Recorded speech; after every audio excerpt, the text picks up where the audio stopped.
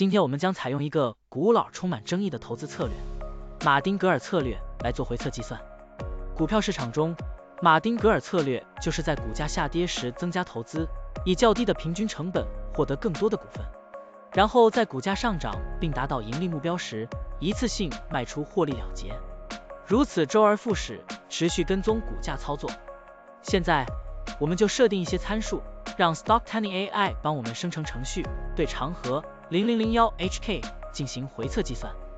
设定参数如下：最大买入次数7次，最大加仓比例 1.5 倍，每次买入股价下跌的比例 10%， 获利卖出的上涨幅度 5%， 运行时间从2023年1月1日到2024年5月2日，交易手续费设定为 0.10%。 好了，按照上面的设定，程序运行的结果是累计交易8次，期末持仓价值 99,091.98 元，盈利负 0.91%， 相比持仓不动，多盈利 15.79%。 可以看到，橙色的持仓价值曲线比股价曲线更平缓。我们换一组参数，再尝试一下。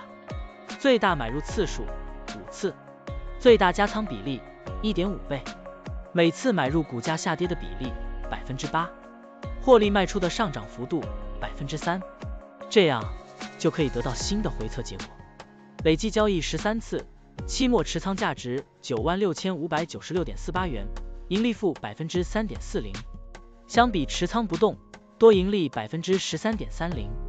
股票的波动特性不一样，盈利效果就不同，参数设定不同，盈利效果也会不同。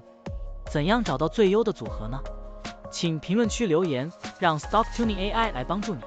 股票调优 AI， 利用 AI 技术赋能您的股票选择与操作。本站内容不构成对任何人的投资建议，您应当基于自己的独立判断做出决策。扫描二维码获取文字稿，欢迎点赞、评论、转发。